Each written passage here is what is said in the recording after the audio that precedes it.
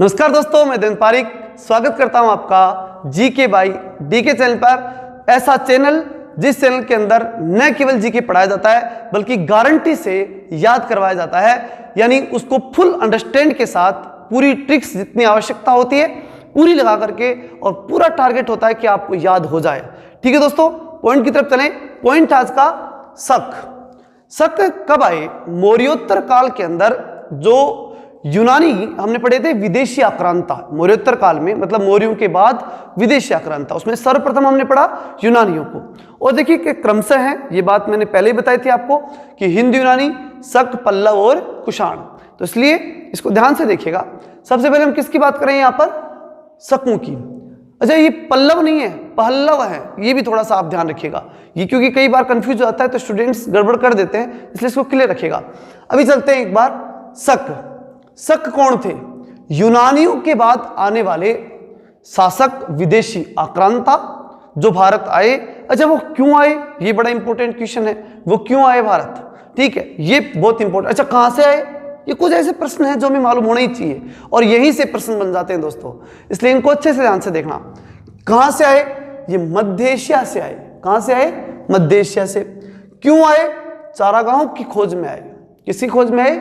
चारागाहों की खोज में, और वो भारत आ गए। अब यहां पर हमें समझने की बात यह है कि आने के बाद ये कहां कहां फैल गए।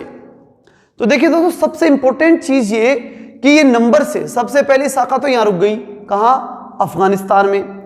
उसके बाद गई अगली शाखा पंजाब, उसके बाद मथुरा, उसके बाद पश्चिम भारत, ये सीधे चले गए। इधर एक शाखा आ गई पश्चिम भारत की, और एक शाखा आ गई ऊपरी दक्कन की। दक्कन का जो पठार है उसके ऊपर वाले हिस्से में। ये 5 शाखाओं के अंदर वापस से देख लीजिए, अफगानिस्तान, पंजाब, मथुरा, पश्चिमी भारत और ऊपरी दक्कन, इन क्षेत्रों में आकर के और शक बस गए, और इनके 5 शाखाएं भारत में शासन का इतिहास हमें मिलता है कि इन 5 शाखाओं ने हमारे यहाँ पर जो है शासन किया। अब हम देख लेते हैं कि जो 5 शाखाएं थी उनके अंदर और उन शाखाओं से टक्कर किसने ली। ऐसा कौन सा भारतीय शासक था जिसने इन शक शासकों से टक्कर ली? बड़े महत्वपूर्ण है दोस्तों, बहुत ही इंपॉर्टेंट टॉपिक, बहुत ही इंपॉर्टेंट क्वेश्चन इसके अंदर मैंने समाहित किए हैं, इसलिए प्लीज अंत तक देखना, तभी आपको मतलब है, अंत तक कोई मतलब नहीं है। चलिए देखते हैं। उज्जैन का एक स्थानीय राजा था, और उस स्थानीय राजा ने 58 ईसा पूर्व में, कब? 58 ईसा पूर्व के अंदर उसने इन 5 शाखाओं के टक्कर ली, और टक्कर लेकर के इन्हें पराजित करने का प्रयास किया, यानी अच्छी तरह से टक्कर लेकर इन्हें भगाया, यानी इनको खदेड़ा यहां से। ठीक है, ये बड़ी इंपॉर्टेंट बात थी। अब हम देखें कि इस उज्जैन के स्थान राजा ने, जो कि 58 ईसा पूर्व में इनको भगाया, उस शासक ने विक्रमादित्य की उपाधि धारण की। किसकी उपाधि धारण की? विक्रमादित्य की उपाधि धारण की। और साथ ही एक महत्वपूर्ण कार्य उसने और किया, वो था विक्रम संवत का प्रारंभ किया। ठीक है, ये बड़ा इंपॉर्टेंट है दोस्तों, क्योंकि अगर आपको विक्रम संवत की जानकारी नहीं है तो इतिहास में बहुत कुछ आपका छूट जाएगा। इसलिए कन्फर्मली आपको ध्यान रखना है कि ईसा के जन्म के 58 साल पहले भारतवर्ष के अंदर विक्रम संवत शुरू हो चुकी थी। इसीलिए जब भी हम विक्रम संवत निकालते हैं तो उसके अंदर ईसा के ये साल जोड़ देते हैं, क्योंकि पुराना था, ईसा से पहले था, तो 58 साल उसमें जोड़ देते हैं, इंक्लूड कर देते हैं ईसा में, तो हम हमें कहां पहुंच जाते हैं? अपन विक्रम संवत में पहुंच जाते हैं। बस इतना ही करना होता है। और वहां से अगर हमें ईसा में आना हो तो क्या करेंगे? 58 साल माइनस कर देंगे। इसलिए ईसा के 58 साल पहले, ठीक है, विक्रम संवत का प्रारंभ किया। और किसने किया? विक्रमादित्य ने किया। विक्रमादित्य कौन था? उज्जैन का एक स्थानीय राजा, जिसके वास्तविक नाम क्या था, पुराना नाम, इसकी जानकारी तक नहीं मिलती, क्योंकि वो फेमस ही कब हुआ? जब उसने शकों को पराजित किया, उनको भगाया और उपाधि ले ली विक्रमादित्य की। इसलिए ऐतिहासिक जो जितने प्रमाण मिलते हैं हमें, उन सभी प्रमाणों में क्या मिलता है? विक्रमादित्य ही नाम मिलता है। इसलिए बहुत मुश्किल से कहीं इसका नवाब पुराना नाम कहीं खोजेंगे तो मिलेगा, अन्यथा विक्रमादित्य ही रहता है। अब हम चलते इतिहास के आगे की तरफ। इस विक्रमादित्य की उपाधि के बाद कई शासकों ने, जो ये सब इतनी लोकप्रिय उपाधि हो गई, सबसे लोकप्रिय उपाधि कौन सी? विक्रमादित्य, कि इसके बाद में इनकी जो भारतीय इतिहास में जो राजा आए उन्होंने ज्यादातर ने विक्रमादित्य की उपाधि धारण करना चाहा। अब इसके अंदर टोटल अगर हम प्रश्न आए कि इतिहास में आज तक कितने विक्रमादित्य हुए, तो कितने हुए? 14 संख्या पहुंच चुकी है। आज तक विक्रमादित्य की 14 संख्या पहुंच चुकी है। अब हम देखिए सबसे विख्यात विक्रमादित्य कौन था? सबसे विख्यात विक्रमादित्य था चंद्रगुप्त द्वितीय। चंद्रगुप्त द्वितीय जो था वो सबसे विख्यात विक्रमादित्य की उपाधि में रहा, अर्थात सबसे ज्यादा विख्यात विक्रमादित्य चंद्रगुप्त द्वितीय ही था।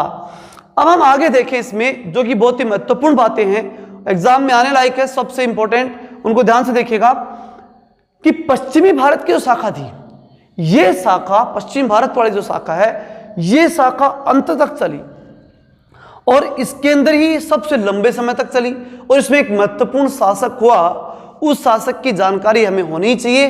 अगर वो सही है तो ऐसा मान लीजिए कि इसमें से आपका एक क्वेश्चन कन्फर्मली सही होगा और इसमें से आएगा, ये मैं आपको विश्वास दिलाता हूं। ध्यान से सुनिएगा, अन्य शाखाओं की तुलना के अंदर सबसे लंबे अरसे तक अगर किसी शाखा ने शासन किया तो वो कौन सी थी? पश्चिम भारत की शाखा थी जिसने सबसे लंबे अरसे तक शासन किया। लगभग 4 शताब्दियों तक इसने शासन किया। आगे हम देखें कि गुजरात के, देखिए पश्चिम भारत की शाखा थी तो एक गुजरात से लेकर राजस्थान के बॉर्डर पर थी, तो विशेष रूप से गुजरात के क्षेत्र में ज्यादा फेमस रहे। तो वहां पर गुजरात के समुद्री व्यापार का उन्होंने पूरा लाभ उठाया और इसीलिए यहां ज्यादा समय तक टिके रहे, क्योंकि ये काफी आर्थिक रूप से ताकतवर हो चुके थे गुजरात के समुद्री व्यापार के कारण से। आगे हम देखते हैं भारी संख्या में इन्होंने चांदी के सिक्के जारी किए। किन्होंने जारी किए? इन पश्चिमी भारत के शक शासकों ने भारी संख्या में किसके सिक्के जारी किए? चांदी के सिक्के जारी किए। सर्वाधिक अलग चीज होती है, भारी अलग चीज होती है। उन्होंने भारी मात्रा में जारी किए, यह प्रश्न ध्यान रखा। सबसे प्रतापी शासक कौन था?